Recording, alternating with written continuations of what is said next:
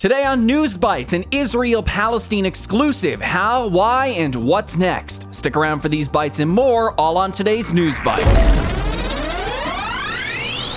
Okay, around 6:30 a.m. Saturday, an estimated 2,000 to 5,000 rockets were fired toward Israel by Hamas militants, with Hamas soldiers on motorcycles, paragliders, and foot storming Gaza's border in a, quote, surprise attack, shooting settlers and taking back hostage Israeli citizens like mothers, children, and elderly. Hamas militants also attacked the Tribe of Nova music festival in southern Israel, killing at least 260 people and taking more hostage. Among the war, more than 800 Israelis and 687 Palestinians have been killed so far, with 2,200 and 3,800 injured respectively. Israel is returning fire with heavy air attack and troop movements, also exchanging strikes with Lebanon's Hezbollah militant group.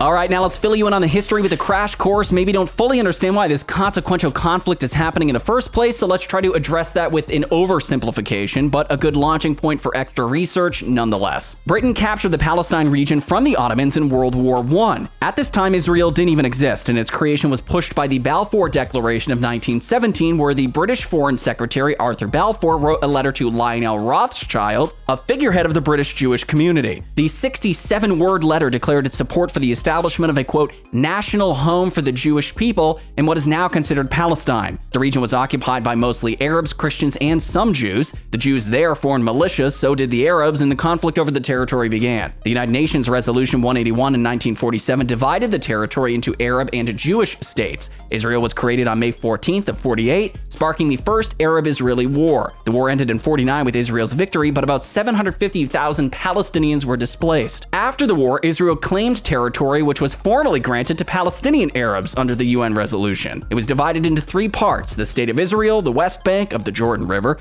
and the Gaza Strip. Over the years, tensions rose in the region between Israel and Egypt, Lebanon, Jordan, and Syria, with constant conflict, skirmishes, and tens of thousands dead. Okay, now we did a crash course through that history. Here's the latest. Since the most recent conflict began, Israel has mobilized 300,000 reservists and, quote, we are moving to the attack phase, with the Israel defense minister ordering a total siege on Gaza. There will be no electricity, no food, no fuel. We are fighting human animals, and we will act accordingly, end quote. Hamas threatens to execute civilian hostages and air each execution via live television should Israel attack any civilians. Israeli PM Netanyahu told Biden, we have to go into Gaza. And before that, a formal war declaration by Israel's cabinet was invoked with Article 40. The USS Ford, the largest U.S. aircraft carrier, is also moving into the region. Palestinians and Hamas assert the Holy Land was stolen by the Jews with Western help, and Zionist Jews claiming they have a right to the Holy Land as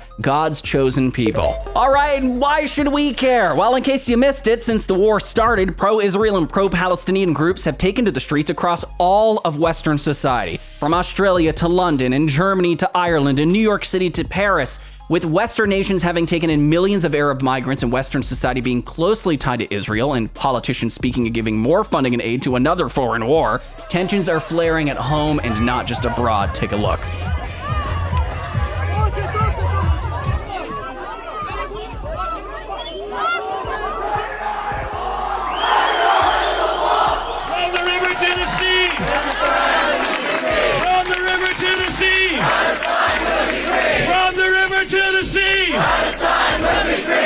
Those are today's bites, which are on our website at Disclose.tv. Subscribe and leave those comments below.